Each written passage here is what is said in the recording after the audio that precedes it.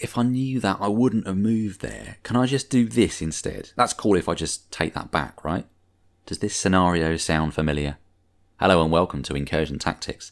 Today, I will be mostly talking about assumption being the mother of all self-sabotage. Assumption and a few other bad habits that cause things to backfire in our games of 40k. But more than just talking around these things, I'm going to share some helpful solutions. By the end of this video, you'll have some tools that will not only increase your enjoyment of the game, but will help you to improve as a player. Let's get started. We move a unit and we want to shoot a unit downwind. Our opponent's turn rolls around and they want to shoot at our unit. Oh, well, if we now pipe up and say, oh, didn't know you could see me now. It was my intention to be invisible to your whole army. When I looked at that, it was my intention to not be shot by anything. Really?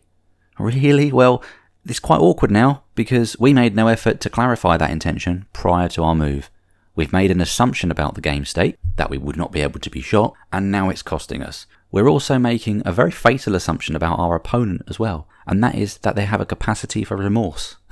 And spoiler alert, if you expose a unit, they're going to want to capitalise on that. It's a very natural part of the game. Not very nice, but it is a war game. So now we have this really awkward situation. But that being said, if we're playing with mates and it's beer and pretzel hammer, you play casually. Ah, mate, I just forgot to do that. Let me just tidy up that move. Yeah, fine, whatever. You've got that established consensus about how you play. An unspoken agreement that that's all okay. You've got no issues here. But the subtle distinction in that scenario, we're not making any assumptions about how we're playing. We know that it's okay to play in that way, and so if we ask that question, it's all gravy. No harm, no foul. But if we're playing against a stranger or at an event, we have to face the reality that we've just made an assumption that has led to a mistake, and we're going to have to wear that. There's no obligation, none whatsoever, for our opponent to let us adjust that movement on that model. And if we attempt to put a safety net underneath all of our decisions, how on earth are we going to learn? Yeah, it's a feel bad now that our unit is going to get shot. But the biggest actionable solution to this is communication, preventing that situation from occurring in the first place. It's not about whether it was a mistake to be seen in the first place. The real mistake here lies in the fact that we made an assumption of the game state and what's going to happen, and we didn't talk through what our intention was. We need to talk to our opponents and not be making those assumptions. I want to shoot with that unit, but if I move here, have you got anything that can see that or move round and see it? I mean, the way I'm looking at the board, I'm going to be pretty safe here. You're not going to be able to shoot me next turn. Is that cool? Oh, sorry. You've got that obvious unit.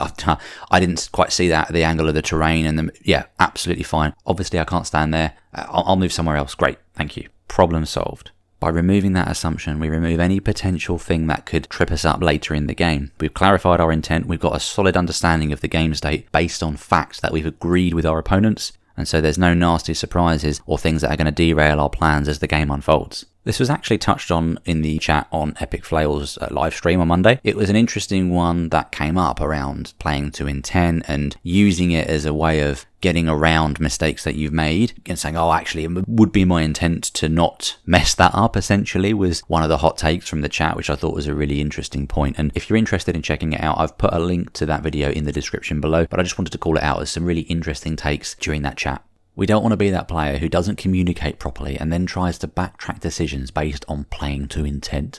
Playing to intent is not a shield to cover up our bad play. If our intention is to do something, then we should clearly verbalise that and properly position our units to reflect this.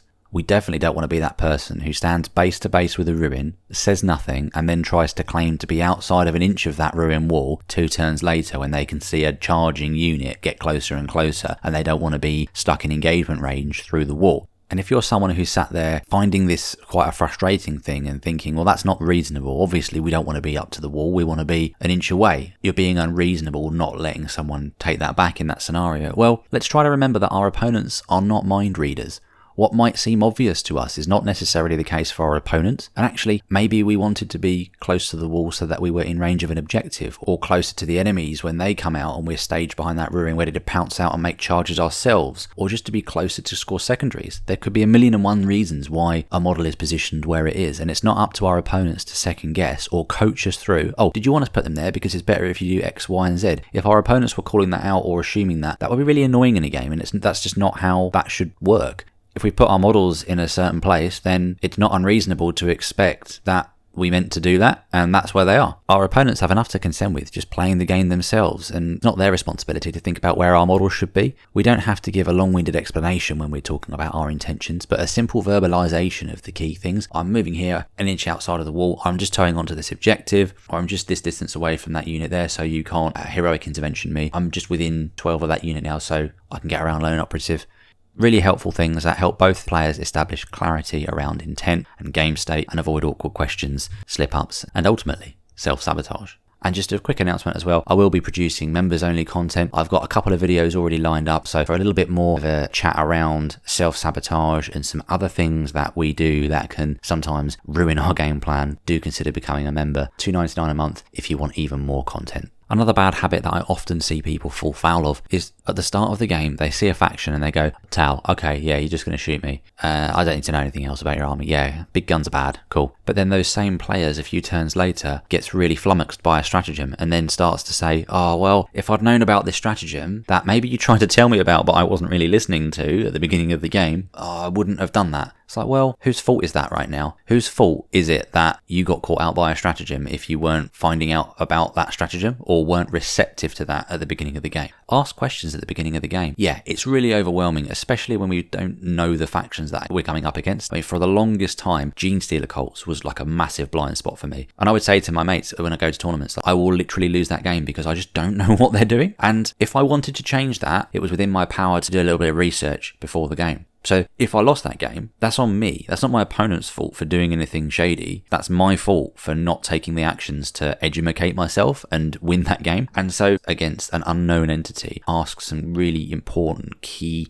distilled questions. And my favourite way of doing this is as follows. 1. Do you have any out of sequence moving or charging? Do you have any out of sequence activations? Things that will be a reaction to if I get too close to you. And that should cover off basically all of the stratagems that when you go to do a thing, what reactive or additional movement shenanigans do you have? And that covers a lot of things. What ways do you have of killing tanks or big monsters? High level. Okay, so what are the big guns that I need to be worried about? And then your opponent can kind of simplify it rather than say, right, I've got this gun, it's strength X, AP X, it's got rerolls to hit, blah, blah, blah, blah, blah. And you're just not going to absorb that information because 1, you don't really care, and 2, it's just a lot of information to absorb. Just okay, right, big scary guns are here. Okay, what's the range? How close can you get? Have you got any ways of shortening it? Any ways to negate damage or bring models back? And this is particularly useful one if they've got things like Catans or big nasty monsters or Death Star units where you think, right, I'm going to need to put a lot of effort into killing those models. What defensive tricks have you got? Because you don't want to be in a situation where you set up units to try and drill something only to find out they've got a strat to like halve damage or get a better save, and then you think, oh my goodness, I've not dedicated enough firepower here.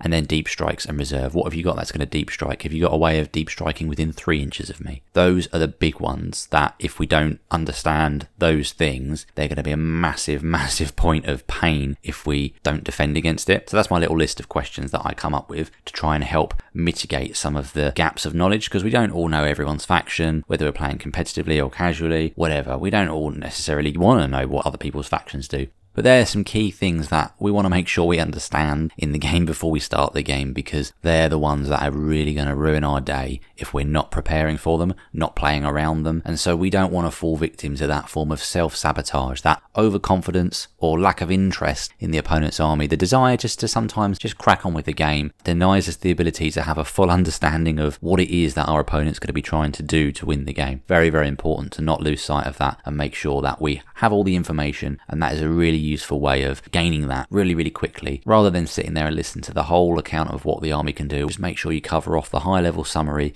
and those key points, those key things that are going to be a gotcha as we start to play the game. And one thing I'd be really interested to hear actually is how you approach your games in that way. Do you have a different set of questions that you like to ask to try and understand this? Is this maybe something you've experienced before, and so you've got a way of questions now that you find really, really helpful? That'd be really cool to hear about in the comments.